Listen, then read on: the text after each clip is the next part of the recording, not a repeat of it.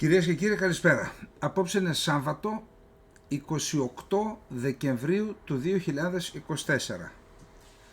Πώς λέμε, 2 και καμία, 3 και καμία, τελειώνει και το 2024. Καταρχάς οφείλω να απολογηθώ, να ζητήσω συγγνώμη, γιατί όταν βιάζεσαι σκοντάφτες, η πύραυλη Sea Sparrow που ανέφερα χθες ότι είναι επιφανείας, δεν είναι αυτό.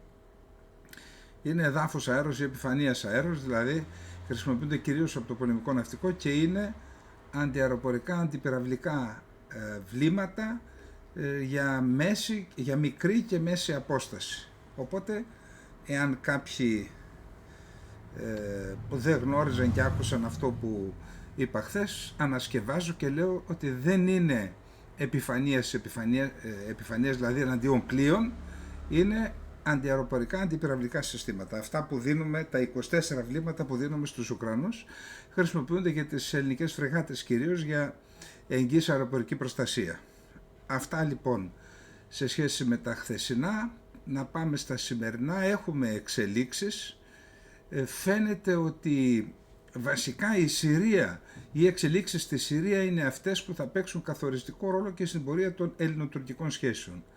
Δηλαδή η Τουρκία, το ενδεχόμενο η Τουρκία να, που είναι σοβαρό ενδεχόμενο, θα δείτε σήμερα έχουμε νέα δήλωση του ΑΚΑΡ για το θέμα, το σοβαρό ενδεχόμενο η Τουρκία να οριοθετήσει αποκλειστική οικονομική ζώνη και υφαλοκρηπίδα με την Συρία, χρησιμοποιώντας το δίκαιο Αλατούρκα και όχι το διεθνές δίκαιο των θαλασσών. Αυτό προφανώς θα δημιουργήσει πρόβλημα στις ελληνοτουρκικές σχέσεις και πιθανότατα, αν γίνει αυτό βέβαια, θα έχουμε μια σοβαρή ρήξη στην διαδικασία που ξεκίνησε με τον σεισμό και κορυφώθηκε με την υπογραφή της Συμφωνίας Φιλίας και Συνεργασίας εδώ στην Αθήνα πέρυσι στις 7 Δεκεμβρίου μεταξύ των κυρίων Μητσοτάκη και Ερντογάν. Και αυτή η κατάσταση φαίνεται και από δηλώσεις που έχουν αρχίσει να γίνονται στην Ελλάδα, αλλά και από δηλώσεις που γίνονται από πλευράς της Τουρκίας. Φαίνεται δηλαδή ότι οι δύο κορυφαίοι που υπέγραψαν τη διακήρυξη φιλίας και συνεργασίας, ότι δεν υπερασπίζονται αυτή τη διαδικασία με βεβαιότητα όπως την υπεράσπιζαν ή την υπερασπιζόταν, και πιθανότατα να έχουν πει και τις επιφυλάξεις τους ή και τα σύννεφα που έχουν συγκεντρωθεί, αυτά τα παίρνουν γύρω και αρχίζουν και γίνονται οι δηλώσεις. Εν πάση περιπτώσει, η Ελλάδα για να αντιδράσει για αυτό το ζήτημα φαίνεται ότι επιταχύνθηκαν οι εξελίξεις και έχουμε στις 8 Ιανουαρίου, σε 10 μέρες δηλαδή, έχουμε τριμερή Ελλάδος, Κύπρου και Αιγύπτου. Θα είχε μεγάλο ενδιαφέρον εάν είχαμε και μία τριμερή αμέσως μετά, δηλαδή σε μια εβδομάδα εννοώ μετά, Ελλάδας, Κύπρου και Ισραήλ. Και αυτό θα το δείτε παρακάτω, για να δούμε το Ισραήλ πού θα το πάει τελικά. Διότι και εκεί έχουμε κάποιες δηλώσεις που δείχνουν ότι μπορεί να υπάρχει και ένας ορίζοντας, στον ορίζοντα μία πιθανότητα άτυπης συνεργασίας ή ακόμα και θεσμοθετημένη συνεργασίας της Τουρκίας με το Ισραήλ επί της Συρίας, δηλαδή να χωριστεί η Συρία σε δύο τομείς που θα ασκεί επιρροή η Τουρκία στον έναν, βορείος της Δαμασκού πιθανόν, και νοτίως θα ασκεί το Ισραήλ, χωρίς αυτή τη στιγμή να είμαστε σίγουροι τι θα γίνει με τους Κούρδους. Λοιπόν, εδώ βρισκόμαστε λοιπόν, είπαμε είναι πολύ σημαντικό αυτό που γίνεται με την Αίγυπτο, γιατί διότι τα έχουμε πει και στο παρελθόν, οι συμφωνίες γίνονται όταν υπάρχουν κοινά συμφέροντα. Η Ελλάδα, αυτό που η Ελλάδα παραβίασε, ενώ οι κυβερνήσεις του Κωνσταντίνου Μητσοτάκη ξεκίνησαν και έκαναν πολύ σημαντικές συμφωνίες με τα Εμιράτα, με τη Σαουδική Αραβία, ασκήσεις, ερχόντουσαν εδώ αεροπλάνα F-15 μου φαίνεται, F-18 της Σαουδικής Αραβίας και κάναν ασκήσεις εδώ, αυτό είναι ένα μήνυμα στην Τουρκία ήταν. γιατί η Τουρκία κάνει παιχνίδι και στην Ιεμένη.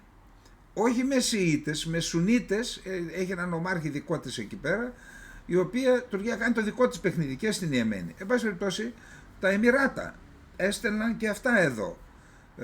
Καλά, το Ισραήλ, η Αίγυπτος, κάναμε με την Αίγυπτο κοινές ασκήσεις. Όταν όμως η Ελλάδα πηγαίνει και τα κάναμε, γιατί αυτά? Διότι είχαμε κοινό συμφέρον έναντι της Τουρκίας. Όταν η Ελλάδα όμως φεύγει και πηγαίνει, τα βρίσκει με την Τουρκία, έστω και αν το κάνει αυτό για να κερδίσει χρόνο. Το θέμα είναι ότι τεινάζει τον αέρα τις συμφωνίες που έκανε με τις άλλες χώρες και με τη Γαλλία. Γιατί θα δείτε μετά μια εξέλιξη και με τη Γαλλία περίεργη. Θα τη δείτε μετά, υπάρχει ένα άρθρο του Σεντήρ από τη Μιλιέτ που είναι πραγματικά, έχει πολύ μεγάλο ενδιαφέρον. Μπορώ να σας το πω έτσι, αλλά ενώ το διάβασα, να σας πω την περίληψη, αλλά έχει σημασία να δούμε τι ακριβώς λέει. Διότι δεν μιλάει ο Σεντήρ εδώ, μιλάει το τουρκικό ΓΕΑ, όχι γενικός ΓΕΑ, το ΓΕΑ, γιατί θέτει ζητήματα αεροπορικής υπεροχής στο Αιγαίο. Και εκεί η Γαλλία, ξέρετε τι έκανε?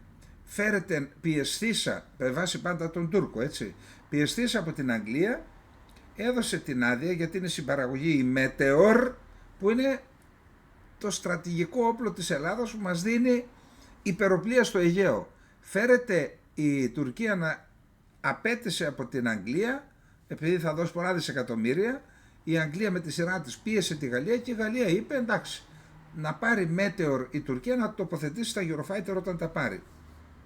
Γιατί το έκανε αυτό? Τι να πούμε στη Γαλλία?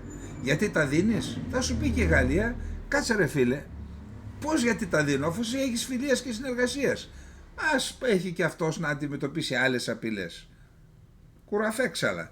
Για την Ελλάδα τα θέλει, για το Αιγαίο τα θέλει. Αλλά ποιος ήρξατε χειροναδίκων?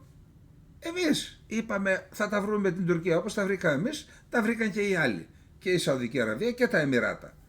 Τώρα λοιπόν και η Αίγυπτος έκανε κάποια βήματα. Τώρα η Αίγυπτος όμως που γίνονται κάποια βήματα από την Τουρκία, η Τουρκία αυτή τη στιγμή, ο Ερντογάν είναι ο άτυπος αρχηγός της μουσουλμανικής αδερφότητας. Η μουσουλμανική αδερφότητα ηγείται της Αραβικής Άνοιξης από το 2011 μέχρι σήμερα. Η μουσουλμανική αδερφότητα είναι παρούσα στη Συρία σήμερα και ο Ερντογάν είναι ο άτυπος αρχηγός, είπαμε.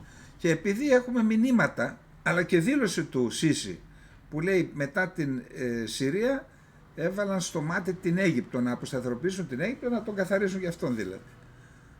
Άρα τώρα έχουμε κοινό συμφέρον έναντι της Τουρκίας, εμφανές πλέον τώρα, και γι' αυτό γίνεται εσπευσμένα στις 8 Ιανουαρίου η τριμερής Ελλάδος-Κύπρου-Αιγύπτου. Επαναλαμβάνω, θα έχει πολύ μεγάλη σημασία να ζητήσει η ελληνική διπλωματία, ελλαδική και κυπριακή από το Ισραήλ, να κάνουμε μέσα στο Γενάρη, να δούμε πώς θα αντιδράσει το Ισραήλ.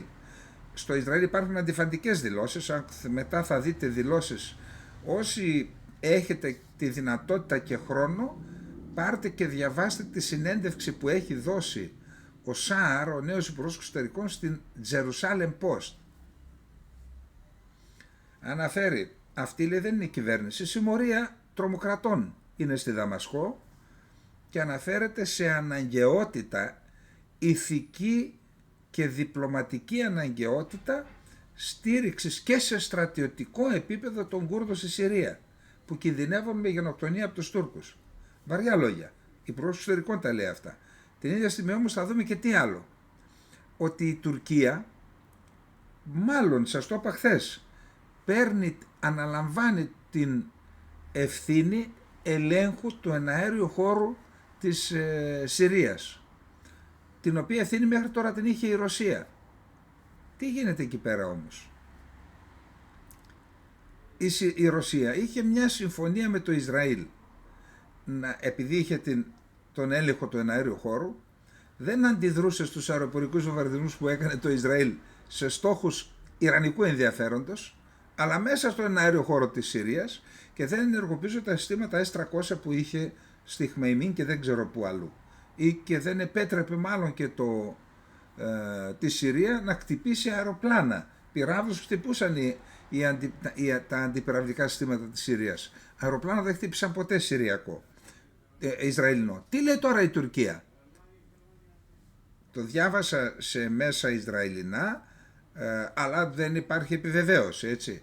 Λέει στο Ισραήλ να κάνουμε ίδια συμφωνία τώρα η Τουρκία με το Ισραήλ, παρόμοια με τη συμφωνία που είχε η Ρωσία.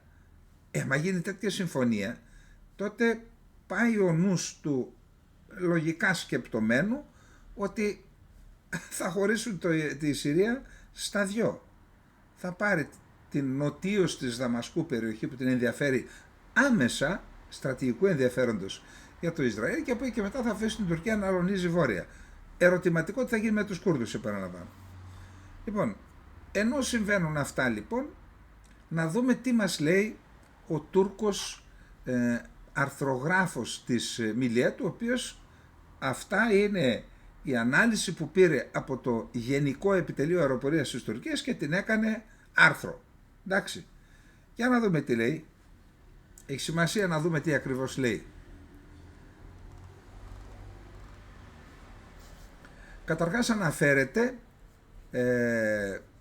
λέει ότι, να μην διαβάσουμε όλο το άρθρο, ότι πλέον οι κλασικές αερομαχίες που κάναμε ως τώρα, λέει, έχουν τελειώσει αυτά. Δεν υπάρχουν τέτοια ζητήματα.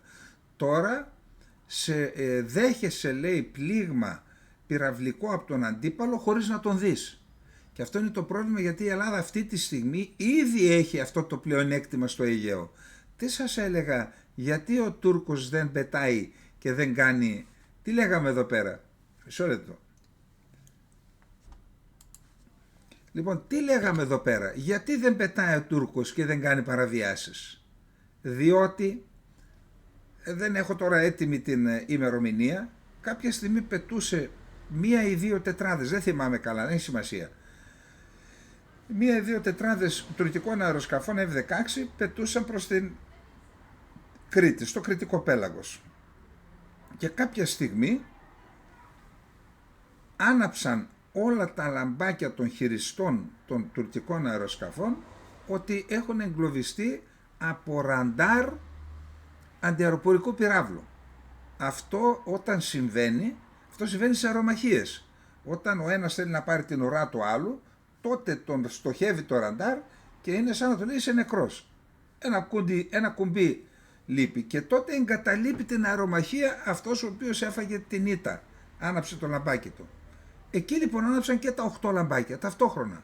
Λες και χωρίς να έχουν δει πουθενά αεροσκάφη, και τότε κατηγόρησαν την Ελλάδα στο ΝΑΤΟ ότι η Ελλάδα ενεργοποίησε τους S-300 στην Κρήτη.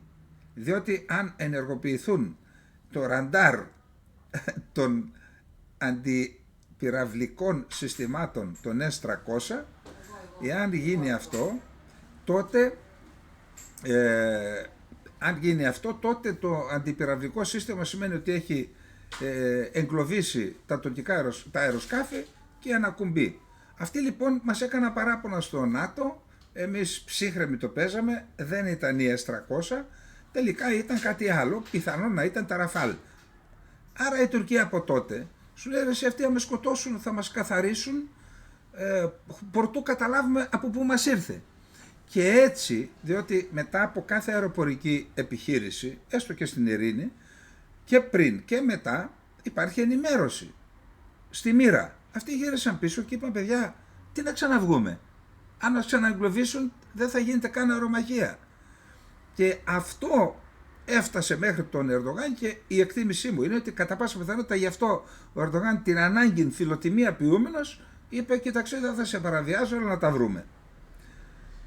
Άρα με βάση αυτό λοιπόν εξηγεί αυτό ο Ζάι Σεντήρ και στη συνέχεια έρχεται στους Μέτεορ. Προσέξτε τι λέει.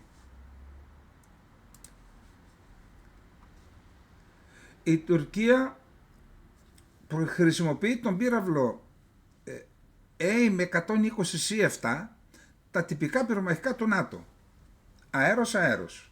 Το βελληνικές αυτού του πυράβλου που διαθέτει σύστημα ανάφλεξης με στερεό καύσιμο είναι 70 χιλιόμετρα, αλλά το λεγόμενο βελληνικές μη διαφυγής, από το οποίο στόχος δεν μπορεί να διαφύγει μετά την εκτόξευση, είναι μόνο 30 χιλιόμετρα.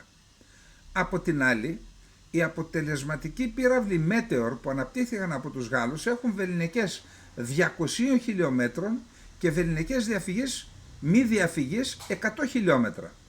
Αυτή η διαφορά των 70 χιλιόμετρων είναι εξαιρετικά καθοριστική όσον αφορά τους πολέμους αέρος-αέρος, τις αερομαχίες δηλαδή. Οι πύραυλοι Meteor που έχουν γίνει το αποφασιστικό στοιχείο στους εναέρους πολέμους δεν μπορούν να χρησιμοποιηθούν από τα F-16. Αεροπλάνα κατάλληλα για την χρήση των Meteor είναι τα F-35, τα Rafale, τα Eurofighter και τα Gripen, τα σουηδικά.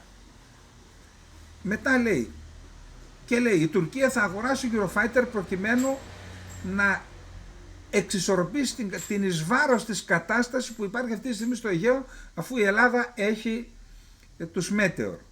Και λέει, μέχρι να πάρουμε το ΚΑΝ, δηλαδή το δικό τους αεροσκάφος πέμπτη γενιάς, θα πάρουμε αεροσκάφη Eurofighter και για τα Eurofighter πρέπει να βάλουμε Meteor, αφού η Ελλάδα ήδη έχει Meteor στο απόθεμά της για τα Rafale.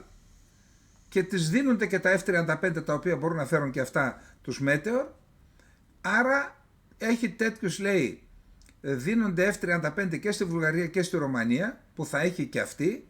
Το Ισραήλ ήδη τους έχει με τα F-35. Τι θα κάνουμε εμείς, θα είμαστε μόνοι, λέει, ο αδύναμος κρίκος στην περιοχή. Οι τελευταίες πληροφορίες από την Αγγλία δείχνουν ότι ένα ακόμα πολύ δύσκολο εμπόδιο ξεπεράστηκε.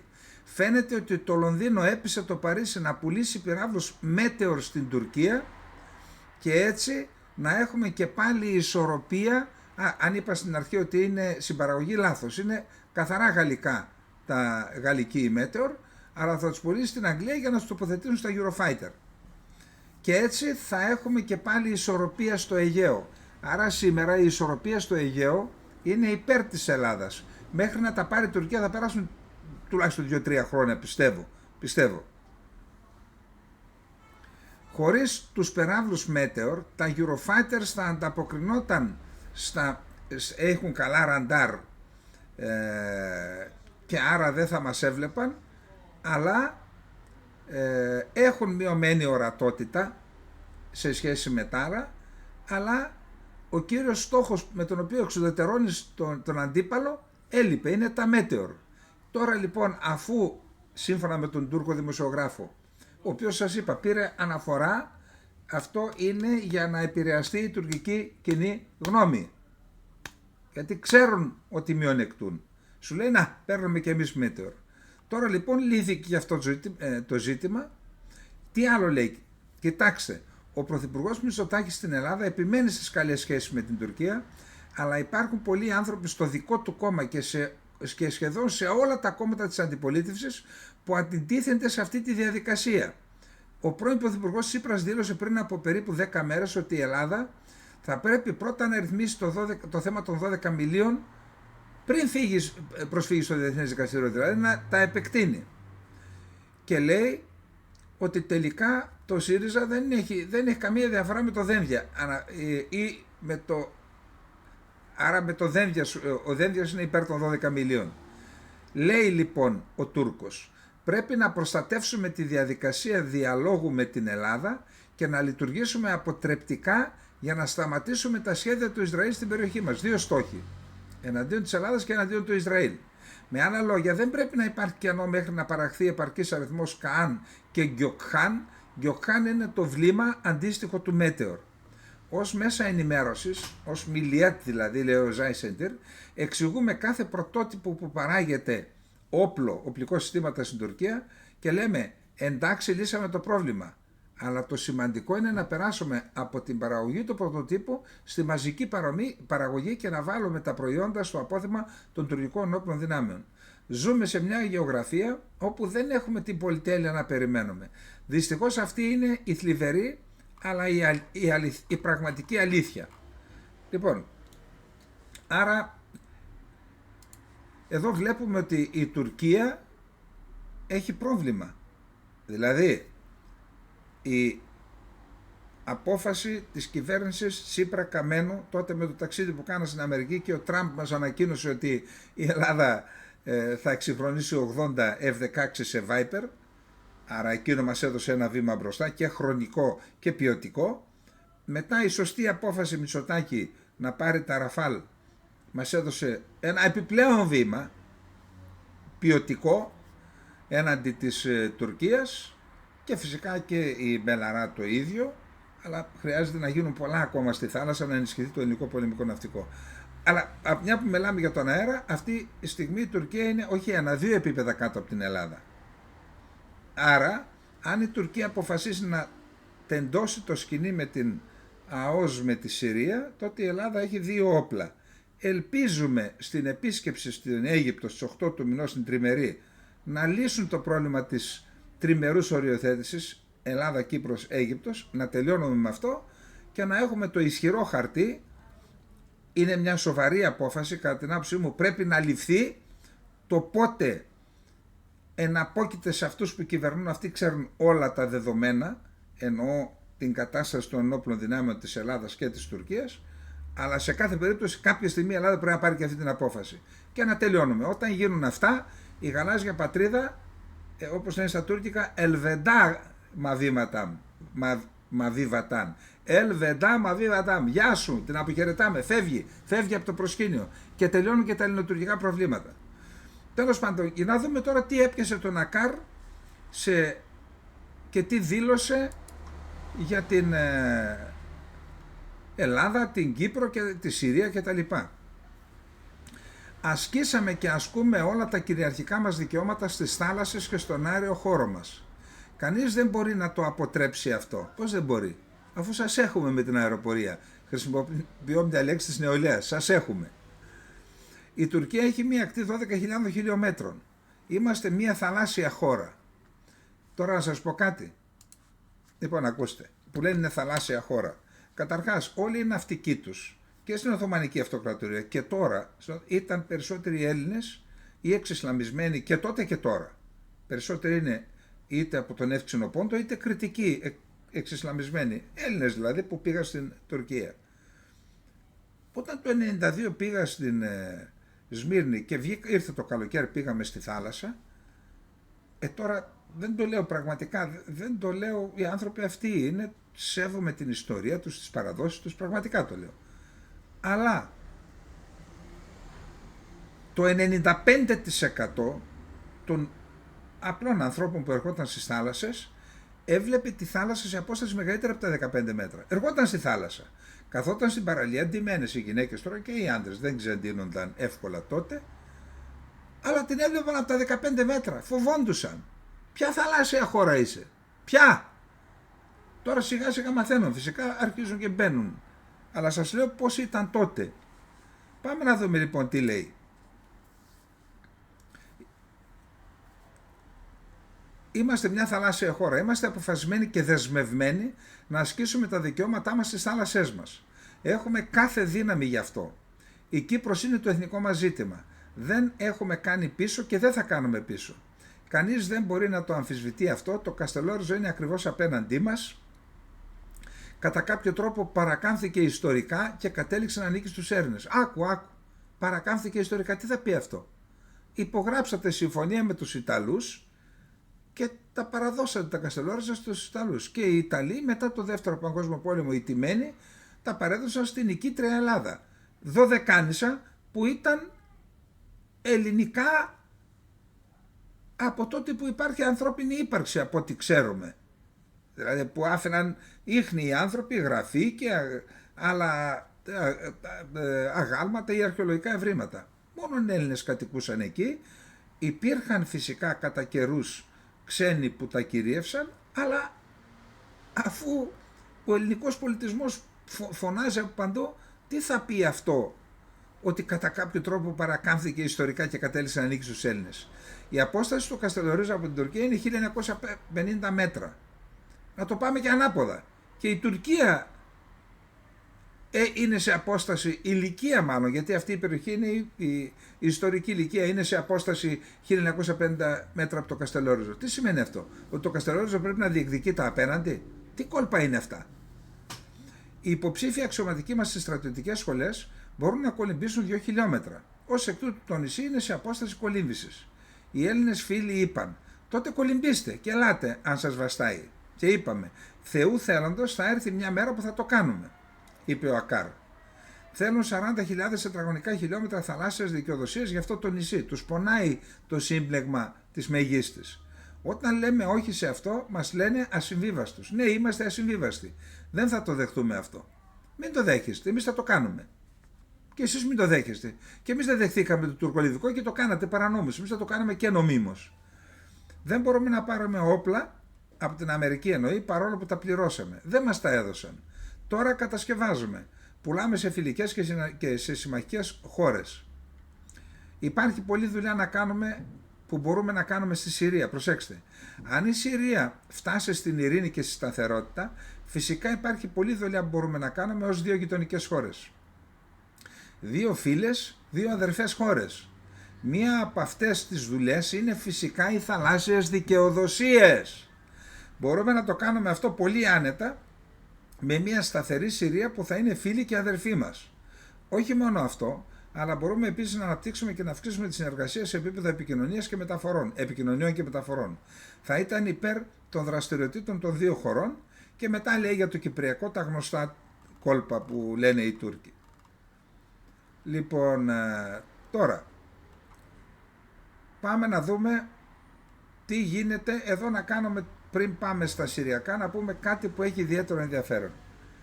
Όταν είχα πάει προπέρυσι το καλοκαίρι στην Συρία, είναι αδιανόητο να επισκεφτεί η Συρία και να μην πας στη Μααλούλα. Η Μααλούλα είναι μια παγκόσμιας εμβέλειας και σημασίας πόλη, ιστορική πόλη, στην οποία ομιλείται η γλώσσα του Χριστού, τα αραμαϊκά.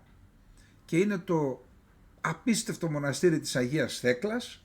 Όταν πήγαμε λοιπόν οι μοναχές και η γυναικείο μοναστήρι και οι ιερωμένοι εκεί μιλούν ελληνικά, έτσι. Γιατί πιθανόν κάποιοι έχουν σπουδάσει στην Ελλάδα. Ο άνθρωπος που μας έκανε την ξενάγηση την έκανε στα αραμαϊκά και μετά μας το μετέφραζαν. Δεν ομιλείται πουθενά σε τόσο μεγάλο, μπορεί να υπάρχουν κάποιες οικογένειες που μιλάνε, αλλά εκεί σε μια τοπική κοινωνία δεν ομιλείται πουθενά. Υπόψε στη Μααλούλα υπάρχουν και μουσουλμάνοι, αλλά ζουν, ποτέ από ό,τι μας είπαν δεν είχαν κανένα πρόβλημα με τους μουσουλμάνους που κατοικούν στη Μααλούλα. Η πλειονότητα είναι χριστιανοί.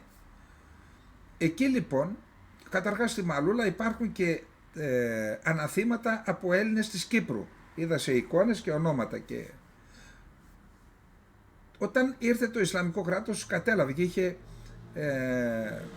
είχαν πιάσει εχμάλωτες, είχαν κάνει απαγωγή σε 13 μοναχές και ήρθε η Χεσμολάχ, τους έσωσε τότε και τις απαχθήσεις και τους προστάτευε από τους τζιχαντιστές. Εν πάση περιπτώσει, τώρα ακούστε τι γίνεται. Μπήκαν, έχω δει βίντεο, μπήκαν μέσα στη Μααλούλα. Καταρχάς εδώ και 2 μέρες η πόλη είναι αποκλεισμένη, δεν μπορούν να στείλουν μηνύματα οι άνθρωποι. Να επικοινωνήσουμε με τον έξω κόσμο, δεν έχει διαδίκτυο. Και είδα το βίντεο, το οποίο ακούστε τι λέει. Τους λέει, δηλώστε υποταγή στους μουσουλμάνους, ιδάλλως, και δώστε και τα χρήματά σας, ιδάλλως θα σας καθαρίσουμε όλους. Και υπάρχει βίντεο, επαναλαμβάνω, πραγματικό, όχι φτιαγμένο, που ακούγονται αυτοί οι τακφιριστές, οι Ουσμπέκοι, Ουιγούροι, Κυργίζοι, Τσετσένοι, της Τουρκίας είναι όλοι αυτοί, οι οποίοι κάνουν αυτή τη δουλειά. Προσέξτε τώρα τι λένε. Η Μααλούλα, το μόνο μέρος στον κόσμο όπου μιλείται ακόμα η γλώσσα του Χριστού, έχει αποκοπεί από τον έξω κόσμο εδώ και 2 ημέρες. Η ομάδα τζιχαντιστών που προηγουμένως είχε απαγάγει 13 μοναχές από το μοναστήρι της Αγίας Θέκλας, η Τζαμπχάτ Αλ-Νούσρα, επέστρεψε στην πόλη, κηρύσσοντας νίκη στη χριστιανική κοινότητα και στο αρχαίο μοναστήρι. Γυρίσαμε νικητές, τότε τους απελευθέρωσε η Χεσμολάχ. Εδώ, λοιπόν, απαιτείται, η πόλη πολιερκείται από αυτές τις ισλαμιστικές δυνάμεις και υπάρχει αυξημένος φόβος ότι μπορεί να γίνει και σφαγή. Απαιτείται άμεση δράση για να αποφευθεί η τραγωδία. Τα μέσα μαζικής ενημέρωσης και οι δυτικοί, αλλά και Άραβες διπλωμάτες πρέπει να στρέψουν την προσοχή τους στη Μααλούλα. Οι πρεσβείες της Ιταλίας, της Ιορδανίας, της Σαουδικής Αραβίας, των Εμιράτων και του Κατάρ καλούνται να δράσουν γρήγορα και να εξασφαλίσουν την πρόσβαση στην πόλη και να προστατέψουν τους ανθρώπους και την κληρονομιά της.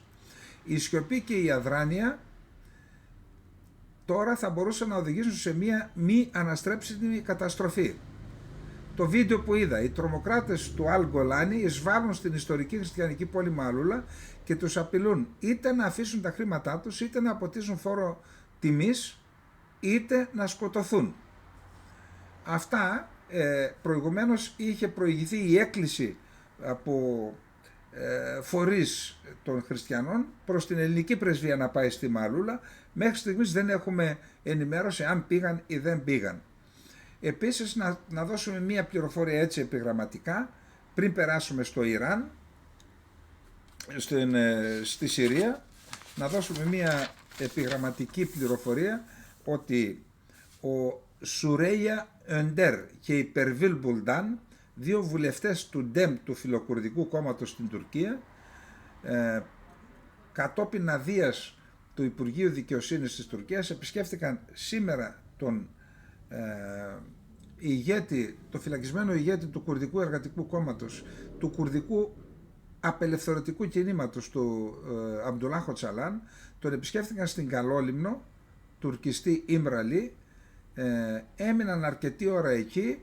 Είδα πριν από λίγο την ανακοίνωση του κόμματος ΔΕΜ και είπε θα προβούμε σε επίσημη ανακοίνωση για το τι υπόθηκε μεταξύ του Οτζαλάν και των δύο βουλευτών. Για κάποιος έγραψε καλά, λοιπόν, πότε πήραν την Καλόλυμνο οι Τούρκοι. Υπάρχει Καλόλυμνος νοτίως της Σάμου, δεν εννοούμε αυτήν, είναι η Καλόλυμνος που βρίσκεται βορείως της Αρτακινής Χερσονήσου στην θάλασσα του Μαρμαρά, μέσα στη θάλασσα του Μαρμαρά. Αυτή είναι η Καλόλυμνος. Τώρα, να πάμε λοιπόν να δούμε τι γίνεται στη Συρία.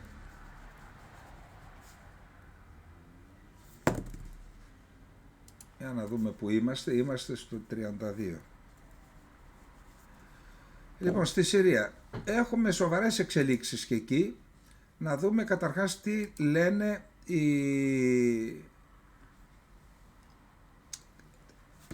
Να ξεκινήσουμε από μια δήλωση που έκανε το Ισραήλ, σύμφωνα με το κανάλι 12 του Ισραήλ. Το ερχόμενο Σάββατο θα δημοσιοποιηθούν νέες λεπτομέρειες και πληροφορίες για τη δολοφονία του Ισμαήλ Χανίγια, επικεφαλής της Χαμάς, ο οποίος όπως ξέρουμε ανατινάχθηκε στο δωμάτιό του φιλοξενούμενο στην Τεχεράνη. Μεταξύ άλλων αναφέρεται, μετά θα πάμε σε λεπτομέρειες, ότι η βόμβα που εξεράγει στο δωμάτιό του είχε τοποθετηθεί στο προσωπικό του μαξιλάρι. Επειδή ακούσαμε διάφορα ότι έγινε από μη αποδρομένο αεροσκάφος ή από αεροσκάφος άρα σημαίνει ότι το Ισραήλ είχε διεισδύσει στους φρουρούς της Επανάστασης και σε αυτόν τον ξενώνα που χρησιμοποιούσε συνήθως ο Χανίγια, άλλο λάθος.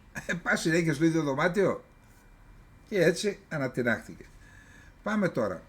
Ο Αράγτζη έδωσε μια συνέντευξη και είπε ότι εμείς είχαμε πει στον Άσαντ, πολλές φορές του είχαμε πει, να τα βρει με την Τουρκία.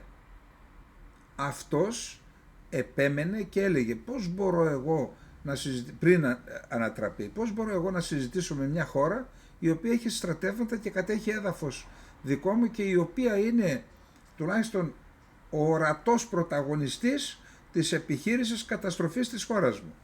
Λέει, μέχρι και μια εβδομάδα πριν, το συνάντησα, λέει, τη Δευτέρα, λιγότερο από μια εβδομάδα πριν από την πτώση του. Σε εκείνη τη συνάντηση τον συμβούλεψα και πάλι να ξεκινήσει διαπραγματεύσεις με την Τουρκία. Του είπα ότι ο Συριακός στρατός δεν έχει ηθικό και ότι ο Άσαντ έπρεπε να τονώσει αυτό το ηθικό. Τελικά δεν δέχθηκε, είπε ότι εμείς δεν μπορούσαμε να πολεμήσουμε αφού δεν πολέμησαν οι ίδιοι οι Σύριοι και έτσι δικαιολογίες. Τώρα, ο Ιρανός Υπουργός Άμυνας, ο Αμίρ Χατάμι, τώρα που δεν εμπλεκόμαστε στη Συρία, εκδίδουν ανακοινώσεις και μας λένε οι ίδιοι ο Γκολάνι και μην επέμβετε στα εσωτερικά της Συρίας. Μα το Ιράν όταν ήταν στη Συρία, αποσκοπούσε στη σταθεροποίηση, όχι στην αποσταθεροποίηση. Εντάξει, τώρα όμως, αν σε συμφέρει η αποσταθεροποίηση, κάνεις αποσταθεροποίηση. Εντάξει, τώρα αυτά είναι... Οι Ηνωμένες Πολιτείες και το Ισραήλ κατέλαβαν τη Συρία και όχι η Τουρκία, προσέξτε. Αφού φύγαμε, το Ισραήλ πραγματοποίησε 500 αεροπορικές επιδρομές στη Συρία. Κατέστρεψε όλα τα στρατηγικά όπλα και τις αποθήκες πυρομαχικών. Γιατί δεν καταδίκασαν, λέει, αυτές τις επιθέσεις? Τώρα, λέει, φοβούνται. Δεν φοβούνται την εμπλοκή του Ιράν, προσέξτε, φοβούνται την αντίσταση. Σας έχω για την αντίσταση πράγμα. Λοιπόν, τώρα, υπάρχει ένα δημοσίευμα στην Ισραηλινή εφημερίδα Γεντιόθα Χρονόθ που λέει: υπήρχαν εκτενείς διαπραγματεύσεις μεταξύ του Άσαντ και του Ισραήλ λίγο πριν πέσει και οι Ισραηλινές μυστικές υπηρεσίες κατάφεραν να διεισδύσουν βαθιά στο συριακό καθεστώς. Ο Μπασάρ Αλ Άσαντ ήταν έτοιμος να συναντηθεί με το Γιούσι Κοέν, πρώην επικεφαλής της Μοσάντ, στο Κρεμλίνο και να συμφωνήσει εκεί στη διακοπή των σχέσεων με το Ιράν και τη Χεσμολάχ. Τον πρόλαβαν οι εξελίξεις. Πάμε τώρα. Χθες σας υποσχέθηκα να δούμε τα όρη Νουσάιρι. Επίσης θα σας δείξω και ένα χάρτη με τις μειονότητες που κατοικούν και μία φωτογραφία του Γκολάνη όταν ήταν τρόφιμος, φυλακισμένος στις φυλακές. Λοιπόν, για να ξεκινήσουμε τώρα. Αυτός είναι ο χάρτης της Συρίας. Ο χάρτης είναι από την υπηρεσία των πληροφοριών των ΗΠΑ. Χάρτης της CIA είναι. Προσέξτε εδώ. Βλέπετε τη γραμμή πάνω. Χθες είπατε ότι δεν βλέπετε τον Γκένσορα. Εγώ δεν... Τι να κάνω τώρα. Δεν έχω να κάνω. Δεν μπορώ να κάνω τίποτα άλλο. Λοιπόν, εδώ λοιπόν είναι τα σύνορα Αντιόχειας, Συρίας και Τουρκίας και Συρίας. Και βλέπετε ότι υπάρχει Τζαμπάλ Αν Νουσαϊρία, τα όρη της των Νουσαϊρί. Οι Αλαουίτες στη Συρία ονομάζονται και Νουσαϊρίδες. Λοιπόν, κοιτάξτε που κατεβαίνει, αυτή είναι η οροσειρά και φτάνει μέχρι το Λίβανο. Βλέπετε, η Χάμα, η Χόμς και εδώ κάτω είναι η Δαμασκός, δεν φαίνεται. Άρα, δυτικά αυτής της οροσειράς, δυτικά, κατοικούν κυρίως οι Αλεβίτες ή Αλαουίτες. Προσέξτε τώρα, για να δούμε πού κατοικούν. Τώρα βλέπετε τον χάρτη. Με πράσινο είναι, με ανοιχτό πράσινο είναι οι Σουνίτες. Με κίτρινο είναι οι Αλαουίτες. Λατάκια, Ταρτούς, Χόμς. Υπάρχουν Αλαουίτες και στη Χάμα και στην ευρύτερη περιοχή Χάμα Χόμς, έτσι, βλέπετε. Λατάκια, Ταρτούς βασικά. Σχεδόν 95%. Με πράσινο είπαμε ότι είναι οι Σουνίτες, βαθύ πράσινο είναι Σιήτες, υπάρχει διαφορά Αλαουίτες με Σιήτες. Με αυτό το καφέ κάτω στο νότο είναι οι Δρούζοι, βλέπετε.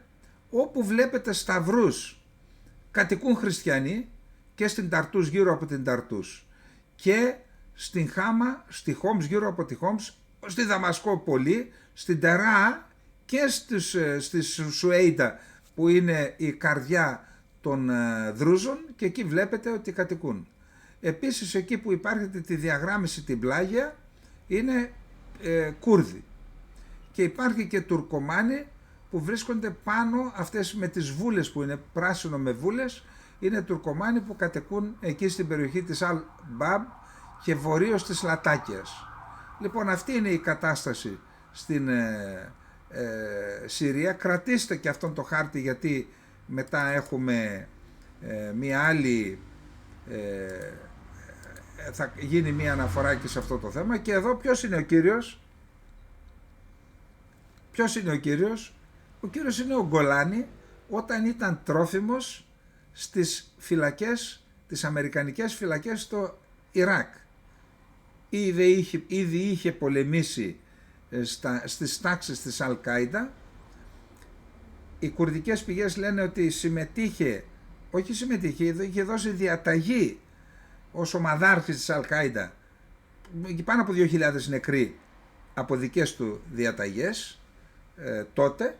Μετά μπήκε στη φυλακή.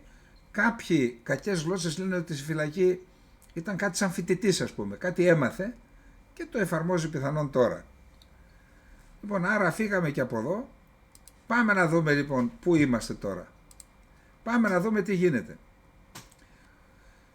Ο Υπουργός Εξωτερικών των Ταλιμπάν, δηλαδή μετά την ελληνική κυβέρνηση που χάρηκε για την πτώση του Άσαντ και την πανηγύρισε ο κύριος Μαρινάκης, ο εκπρόσωπος, και το Υπουργείο Εξωτερικών, χαίρονται και οι Ταλιμπάν. Ο Υπουργός Εξωτερικών των Ταλιμπάν, που κυβερνούν το Αφγανιστάν, συνεχάρει τον Υπουργό Εξωτερικών του καθεστώτος της Δαμασκού, που ελέγχει τη Συρία, για την νίκη των τρομοκρατών επί της κυβέρνησης του Άσαντ. Και οι δικοί μας στην ουσία με άλλα λόγια αυτό έκαναν. Οι συμμορίες Ουσμπέκων, Τσετσένων και Αφγανών δηλώνουν ότι δεν θέλουν Σύριους Αλεβίτες, Νουσάιροι και Χριστιανούς στη χώρα, στις περιοχές που είδατε. Γιατί εκεί οι Τούρκοι τους έστειλαν μαζί με Τούρκους γκρίζους λύκους παρακρατικούς και ανθρώπους των μυστικών υπηρεσιών να εκδιώξουν τους Αλαουίτες από εκεί. Γιατί κατέχουν το πιο κρίσιμο σημείο της Συρίας, που είναι οι ακτές. Αν δεν έχουν τις ακτές, πώς θα οριοθετήσουν με την Τουρκία όπως θέλει η Τουρκία? Τώρα, ένα πράγμα θα πρέπει να δούμε, ότι έχει ήδη ξεκινήσει η αντίσταση στη Συρία. Αυτή είναι η πραγματική αντίσταση. Αντίσταση στο σκοτάδι. Αυτό το σκοτάδι που μας φέρνει πίσω στον 9ο αιώνα. Αυτά οι αποκεφαλισμοί και αυτά τα πράγματα απίστευτα. Λέω ότι μόνο χθες το πρωί είχε 90 νεκρούς. Αλαουίτες, κυρίως Αλαουίτες. Πηγαίνουν, σκοτώνουν, κάνουν απίστευτα πράγματα και δεν γράφουν τίποτα οι δικοί μας. Γράφουν για τα εγκλήματα του Άσαντ. Καλά, αυτό είναι το πρόβλημα τώρα. Τώρα ποιο είναι το πρόβλημα? Γιατί δεν γράφουν τίποτα? Τέλος πάντων, η αντίσταση γίνεται κυρίως από καταδρομής της 25ης Μεραρχίας του Συριακού στρατού, οι οποίοι ήταν οι μόνοι που πολέμησαν, δεν παρέδωσαν τα όπλα, έφυγαν στα βουνά. Σε ποια βουνά? Στα Νουσάιρη που σας είδα. Και έχουμε μάχες, έχω δει αρκετές μάχες γίνονται, και ακριβώς επειδή υπάρχουν αυτά τα δύο στοιχεία, κρατούν κάποιοι τα όπλα τους στα βουνά και πολεμούν. Και επειδή έγιναν διαδηλώσεις σε διάφορες πόλεις εναντίον των αγριοτήτων και στην ίδια τη Δαμασκό, τι κάναν χθες? Έβγαλαν μία ταξιαρχία, προσέξτε, την ταξιαρχία η οποία αποτελείται κυρίως από ξένους, αυτοί που αποκεφαλίζουν, και έκανε περίπου 300-400 άτομα και έκανε παρέλαση στη Δαμασκό, επίδειξη δύναμης, για να δώσει μήνυμα: μην κάνετε διαδηλώσεις, γιατί θα σας... Γιατί γίνεται αυτό? Γιατί δεν κάθεται καλά στα πόδια του το καθεστώς Γκολάνη. Μπορεί να ήταν καλός φοιτητής, αλλά θέλει και άλλες διαδικασίες. Πάμε να δούμε τώρα. Έχουμε και ανακοίνωση από τη Συριακή Αντίσταση. Απευθυνόμαστε στον φιλελεύθερο και περήφανο λαό της Συρίας. Από την πρώτη μέρα της κατοχής των Συριακών εδαφών από την Τουρκία, με την υποστήριξη τρομοκρατικών ομάδων με επικεφαλής τον τρομοκράτη Αχμάντ Αλ-Σάρα, Αλ-Γκολάνη, αποφασίσαμε να σταματήσουμε να παρακολουθούμε τις εξελίξεις και να επέμβουμε για χάρη της διατήρησης της ζωής των ανθρώπων μας. Ωστόσο, η Τουρκία και οι τρομοκρατικές συμμορίες της δεν έχουν εγκαταλείψει τις σεκταριστικές και εθνοτικές πολιτικές τους ακόμη και μετά από τόσα χρόνια. Από τις πρώτες μέρες έχουν διαπράξει εκατοντάδες εγκλήματα κατά αθώων παιδιών, γυναικών και νέων στη Συρία. Αυτό μας αναγκάζει να κινητοποιηθούμε για δίκαιη ανταπόδοση. Πήραμε αυτή τη μοιραία απόφαση, να μην τους αφήσουμε άλλο να μας σκοτώνουν.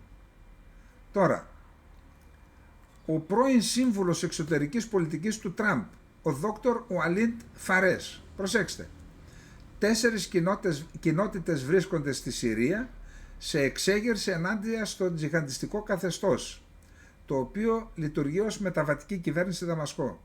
Οι Κούρδοι στα βορειοανατολικά της χώρας, σας το έδειξα έτσι. Οι Αλαουίτες στην ακτή, σας το έδειξα. Οι Δρούζοι νότιο-ανατολικά, σας το έδειξα. Οι Χριστιανοί σε πολυάριθμους θύλακες. υπάρχουν, λέει, δυνάμεις και άλλες δυνάμεις που μπορούν να ενταχθούν στην εξέγερση εάν η κεντρική κυβέρνηση αποτύχει να δημιουργήσει ένα πλουραλιστικό κράτος.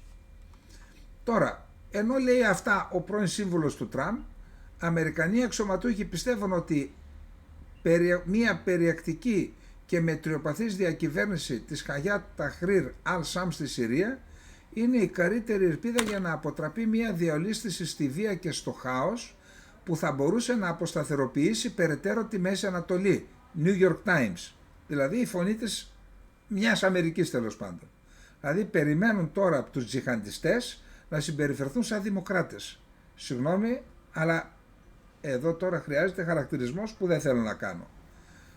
Και ενώ συμβαίνουν αυτά, έρχεται ο Υπουργός Εξωτερικών του Ισραήλ, ο Γιδεών Σαάρ, και λέει για την κυβέρνηση της Δαμασκού: πρόκειται για μια τρομοκρατική ομάδα από το Ιντλίβ που κατέλαβε τον έλεγχο της εξουσίας στη Δαμασκό.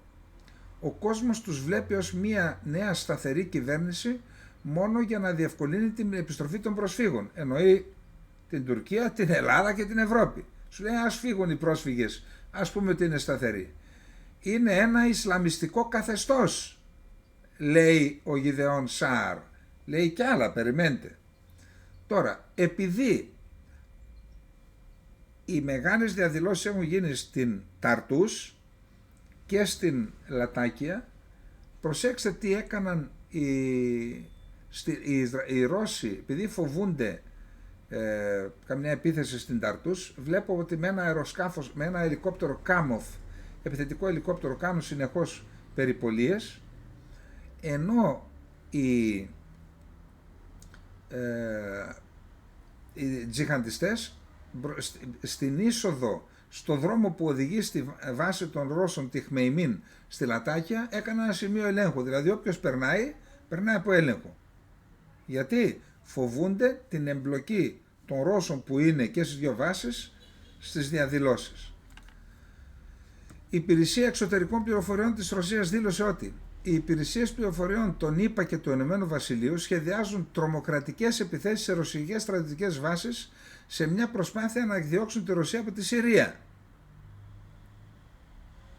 Πιθανόν λοιπόν Αμερική και Βρετανία να εντόπισαν εμπλοκή των μυστικών υπηρεσιών της Ρωσίας μέσα από τις βάσεις στην αποσταθεροποίηση του καθεστώτος που το θέλει η Αμερική και η Βρετανία. Αυτοί τους φέρανε, τους τζιχαντιστές, και σου λέει τώρα βάλτε να τους βαρέσουν για να τους διώξουν, και για ξεκάρφωμα το λέει η Υπηρεσία Εξωτερικών Πληροφοριών του εξωτερικού της Ρωσίας.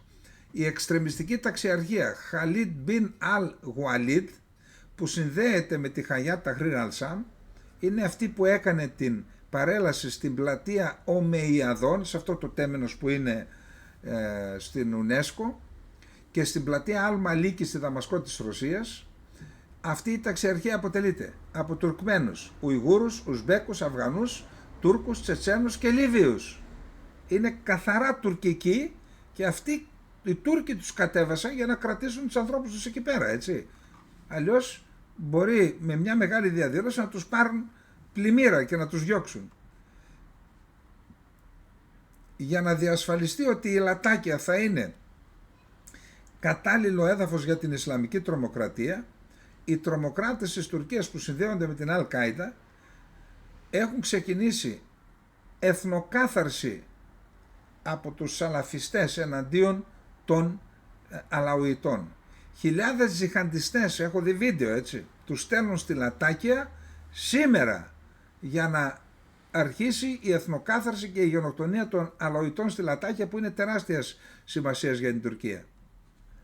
Εν τω μεταξύ, μέσα στο τέμενος των Ομεϊαδών έχουν αρχίσει οι εσωτερικές συμπλοκές των διαφόρων τζιχαντιστών, γιατί και εκεί θα υπάρχει πρόβλημα. Τώρα, ο πρόσφατα διορισμένος επικεφαλής της Υπηρεσίας Πληροφοριών της Συρίας, των τζιχαντιστών δηλαδή, ήταν επί χρόνια υπεύθυνος για τις παράνομες διελεύσεις από και προς την Τουρκία. Δηλαδή, ακόμα, ξέρετε, η Αλ-Νούσρα έκανε και απαγωγές δυτικών. και πλήρωναν λίτρα και μετά τους απελευθέρωναν, τους έστειλαν στην Τουρκία. Όλη αυτή τη διαδικασία την είχε στα χέρια του ο νυν υπεύθυνος υπηρεσίας πληροφοριών, ο Αμπού Αχμέτ Χαντούντ. Τι σημαίνει αυτό? Ότι ήταν έτσι με την τουρκική υπηρεσία πληροφοριών. Άρα ποιος είναι επικεφαλής στην υπηρεσία πληροφοριών της Συρίας σήμερα? Μπορεί να φαίνεται αυτός, είναι η ΜΙΤ. Αυτά για να τα ακούν κάποιοι στο Υπουργείο Εξωτερικών και στις άλλες υπηρεσίες, μήπως και δεν τα έχουν μάθει. Τώρα, προσέξτε, είπαμε ότι έστειλαν αντιπροσωπεία σήμερα. Το Υπουργείο Μεταφορών, όχι, σήμερα έστειλε το Υπουργείο Ενέργειας. Είχε στείλει το Υπουργείο Μεταφορών στην Δαμασκό. Ακούστε τι λένε. Πρώτες εντυπώσεις. Διαπιστώσαμε ότι τα αεροδρόμια δεν είχαν συστήματα ραντάρ και οι υπάρχοντες υπολογιστές χρονολογούνταν από τη δεκαετία του 80. Δεν υπήρχαν συστήματα ILS για να καθοδηγούν τα αεροσκάφη. Τα αεροδρόμια χρειάζονταν πλήρης αναδιάρθρωση και οι διάδρομοι προσγείωσης χρειάζονται πλήρη επισκευή. Ο Ερντογάν λοιπόν έδωσε εντολή να γίνουν όλα αυτά, να τα εξυγχρονίσουν τα αεροδρόμια, τουλάχιστον τα δύο αεροδρόμια πρώτα, Δαμασκού και Χαλεπίου. Και τι άλλο εντολή έδωσε? Να βοηθήσει τη Συριακή διοίκηση, να τα κάνει η ίδια η Τουρκία δηλαδή, για να εκδίδονται, να εκτυπώνονται επίσημα έγγραφα της Συρίας, δηλαδή δελτία ταυτότητας, διαβατήρια και άδειες οδήγησης. Η Τουρκία θα τα βγάζει και αυτά. Τώρα, ο νομάρχης της Δαμασκού, ο κυβερνήτης, περιφέρεια έτσι, ο Μαχέρ Μαρουάν, προσέξτε εδώ, κρίσιμη πληροφορία. Η Νέα Συρία θέλει ειρήνη. Το πρόβλημά μας δεν είναι με το Ισραήλ και δεν θέλουμε να παρέμβουμε σε οτιδήποτε απειλεί την ασφάλεια του Ισραήλ. Δηλαδή μπορεί το Ισραήλ να μπει στο έδαφος μας και να το κανονίσει, γιατί αφού είναι η ασφάλεια του Ισραήλ, τι να κάνουμε, το δεχόμαστε. Τι σημαίνει αυτό? Θα μπορούσε ο νομάρχης που είναι όργανο της Τουρκίας να κάνει τέτοια δήλωση εάν δεν την ενέκρινε η Τουρκία? Αυτή η πληροφορία μας δίνει το δικαίωμα να πούμε ότι πιθανόν η Τουρκία επιδιώκει κατευνασμό του Ισραήλ, και η άλλη πληροφορία που είπαμε να κάνει συμφωνία παρόμοια με τη συμφωνία Ρωσίας-Ισραήλ για τον αέριο χώρο, ότι η Τουρκία επιδιώκει την εύνοια του Ισραήλ, να μην ρίξουν την κυβέρνηση Γκολάνη, τα υποχείρια δηλαδή του Ερντογάν, και εγώ θα σου δώσω ό,τι θέλεις από τη Δαμασκό και κάτω, πάρτα και κάνε κουμάντο. Άρα σε δύο ζώνες επιρροής. Πάμε να δούμε τώρα. Υπουργείο Εξωτερικών τον είπα. Σήμερα μίλησε, είπαμε ότι προχτές μίλησε στο τηλέφωνο ο Όστιν με τον Γκιουλέρ, Υπουργείο Άμυνας Αμερικής Τουρκίας. Σήμερα μίλησαν Υπουργοί Εξωτερικών.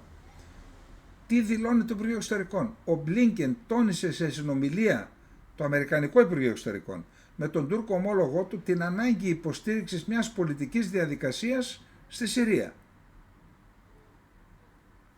Εκτιμώ ότι τους είπε βάλτε στο παιχνίδι και τους Κούρδους. Τώρα, τι δήλωσε ο Φιντάν που μίλησε με τον Μπλίνκεν? Οι Κούρδοι μαχητές δεν μπορούν να γίνουν δεκτοί στη Συρία.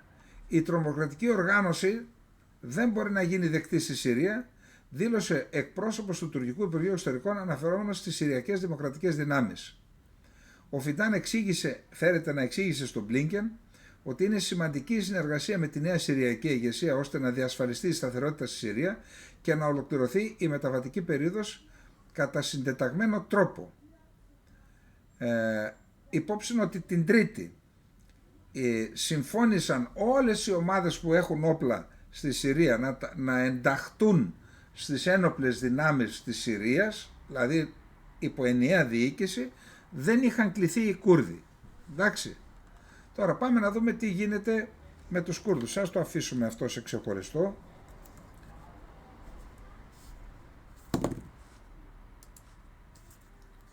Ήδη τελείωσε ο χρόνος και πρέπει να το πούμε όμως, και αυτά είναι σημαντικά. Λοιπόν, πάμε να δούμε τι γίνεται με τους Κούρδους. Καταρχάς, να το ξαναπούμε. Τέτοιος εξευτελισμός του δεύτερου μεγαλύτερου στρατού του ΝΑΤΟ, να βγαίνει ο εκπρόσωπος του Τουρκικού Υπουργείου Άμυνας και να λέει ο Συριακός Εθνικός Στρατός, δηλαδή εμείς οι Τούρκοι που τον πληρώνουμε, έχει υπό τον έλεγχό του το φράγμα της ΣΡΙΝ, που είναι σημαντικό γιατί είναι και σταθμός παραγωγής ηλεκτρικής ενέργειας με την οποία ηλεκτροδοτείται και το Χαλέπι και το Κομπάνι και άλλες περιοχές, δηλαδή και ανατολικά και δυτικά του φράγματος, του Εφράτη, του Ρούτου Εφράτη, και αυτά τα δήλωσε την Πέμπτη, το μεσημέρι, το πρωί, μέχρι τις 12.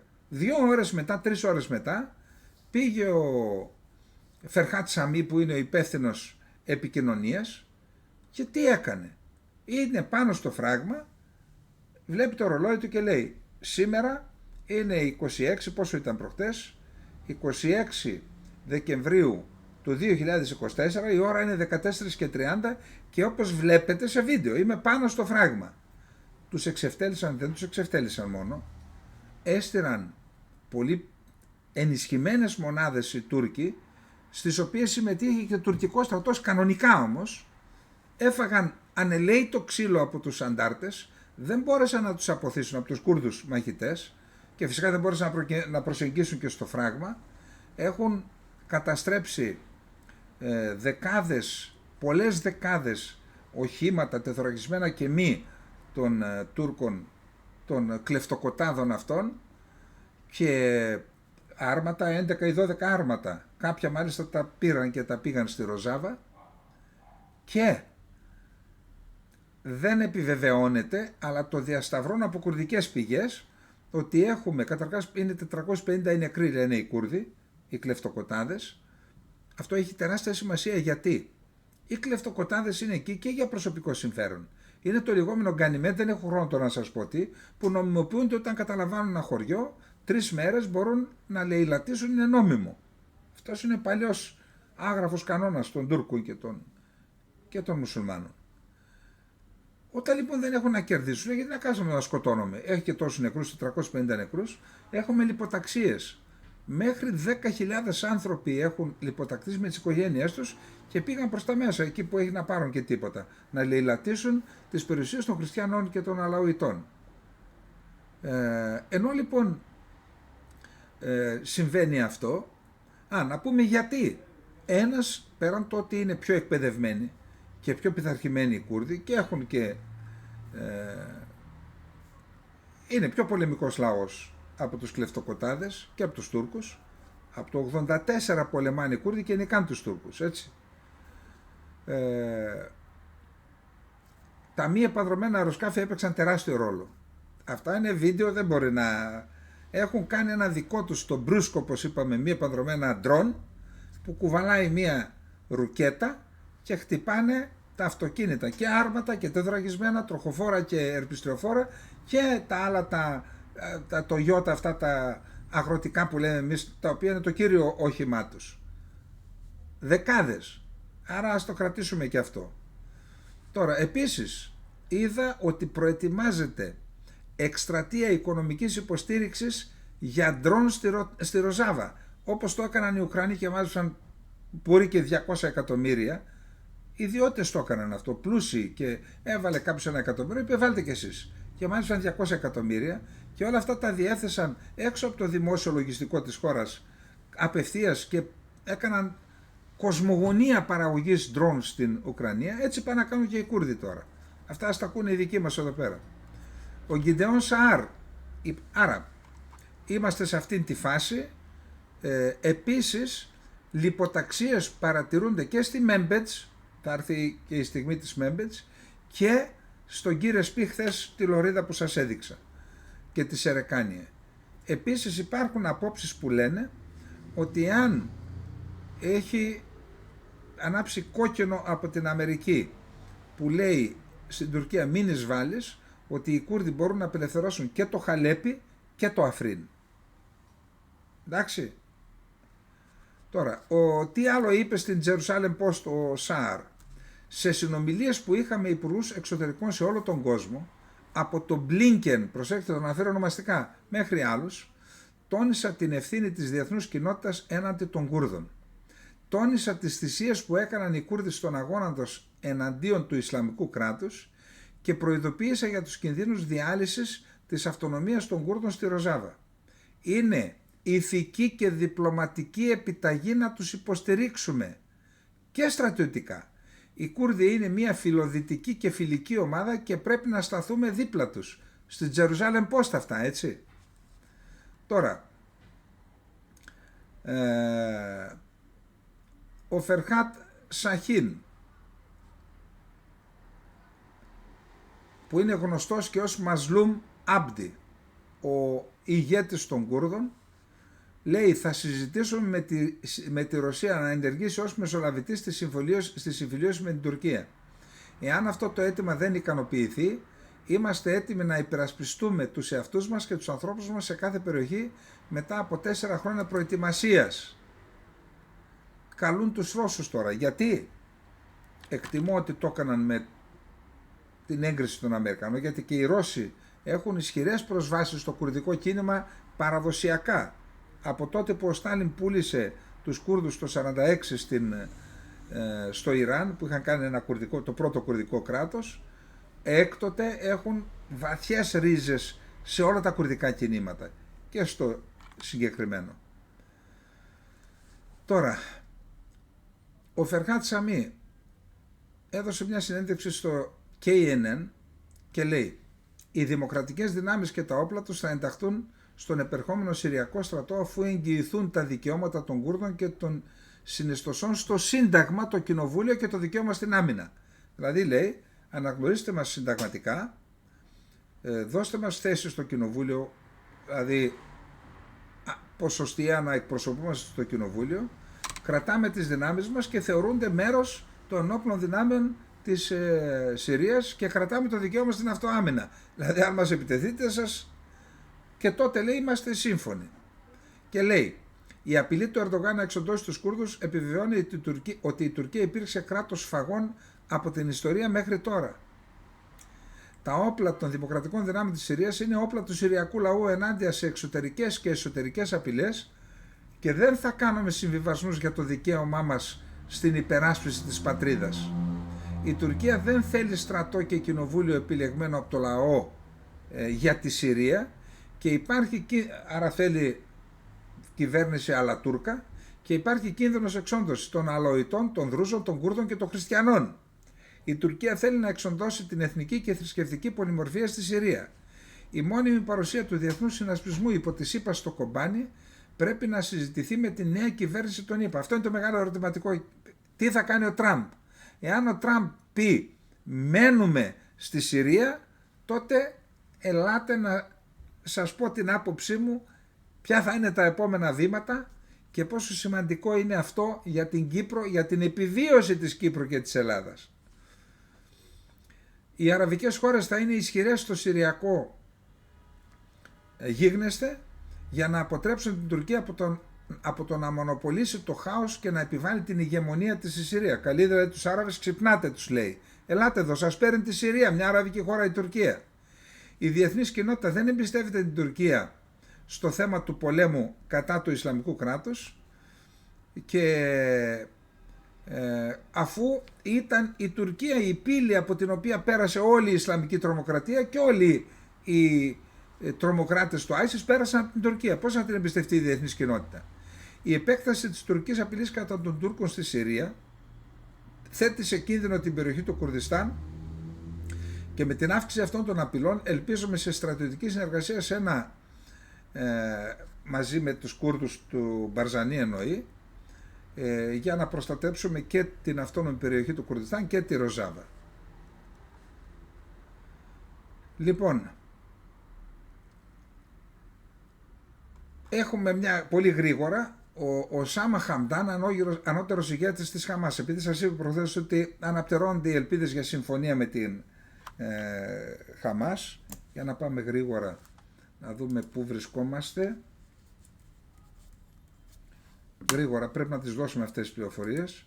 Λοιπόν, ο Σάμα Χαμντάν, ανώτερος ηγέτης της Χαμάς, προτείναμε μια πρωτοβουλία που περιελάμβανε πλήρη κατάπαυση του πυρός και πλήρη αλλαγή, αλλά το Ισραήλ την απέρριψε. Είχαμε προηγουμένως συμφωνήσει σε ένα σταδιακό χρονοδιάγραμμα για την απόσυρση του Ισραήλ από τη Γάζα, αλλά το Ισραήλ δεν το αποδέχτηκε, άρα και πάλι απομακρύνεται το ενδεχόμενο συμφωνίας.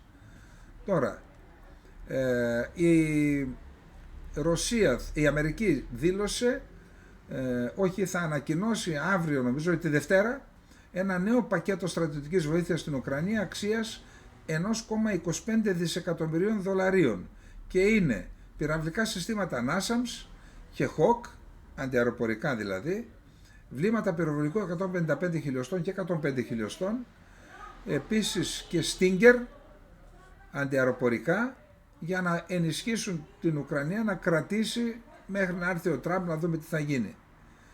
Μια πολύ σημαντική πληροφορία. Η Ουκρανία λαμβάνει για πρώτη φορά υγροποιημένο φυσικό αέριο από τη ΣΥΠΑ μέσω Ελλάδας. Η ουκρανική εταιρεία D-Tech παρέλαβε την πρώτη παράδοση υγροποιημένο φυσικό αερίο από τις ΗΠΑ μέσω ελληνικού τερματικού σταθμού στην Αλεξανδρούπολη. Ανακοίνωσε ο επιτελάρης του Ουκρανού Προέδρου Αντρέη Γερμάκ. Τι λένε οι Financial Times για το θέμα, έχει ενδιαφέρον. Η παράδοση έγινε μέσω ελληνικού τερματικού σταθμού. Σύμφωνα με το δημοσίευμα των Financial Times, η μεγαλύτερη ιδιωτική ενεργειακή εταιρεία της Ουκρανίας, η D-Tech, αγόρασε αέριο σε ποσότητα περίπου 100 εκατομμυρίων κυβικών μέτρων, αλλά μόνο το 10% θα χρησιμοποιηθεί στην Ουκρανία. Το υπόλοιπο μέρος θα πωληθεί σε ελληνικές εταιρείες. Τι κόλπο είναι αυτό τώρα? Αγοράζουν η Ουκρανία από την Αμερική για να το πουλήσουν σε ελληνικές εταιρείες. Και ποιες εταιρείες? Λοιπόν, το Κίεβο υπέγραψε την πρώτη του σύμβαση για την εισαγωγή αμερικανικού LNG τον Ιούνιο. Μια εβδομάδα αργότερα ο Biden θα μπορούσε να είχε καταρρύψει τη συμφωνία, αναστέλνοντας τις άδειες για νέα έργα εξαγωγής φυσικού αερίου λόγω της πράσινης ατζέντας. Στις αρχές Ιουλίου το δικαστήριο ήρε την απαγόρευση που επέβαλε ο Biden και συνεχίστηκε και έτσι φτάσαμε στην ικανοποίηση της συμφωνίας. Οι αξιωματούχοι από τις ΗΠΑ πιστεύουν ότι ο ρωσικός στρατός θα εκδιώξει τις Ουκρανικές ένοπλες δυνάμεις από το Κούρσκ μέχρι την Άνοιξη, γράφει το Bloomberg, και έτσι θα χάσουν οι Ουκρανοί ένα διαπραγματευτικό χαρτί που θα έχουν στα χέρια τους σε περίπτωση που αρχίσουν ειρηνευτικές συνομιλίες. Θα πούνε φεύγουμε εμείς από το Κούρσκ, φύγετε κι εσείς από αυτή την περιοχή που ενδιαφέρει την Ουκρανία. Λοιπόν, επειδή φτάσαμε στο τέλος, μακάρι να είχαμε χρόνο να πούμε κι άλλα, νομίζω ότι είπαμε σημαντικές πληροφορίες, όχι μόνο για σας, αλλά και για διάφορους στο κράτος και την κυβέρνηση, σημαντικές πληροφορίες για το τι συμβαίνει στην Συρία, ποιος κάνει τι και τα λοιπά. Εντάξει, λοιπόν, αυτά.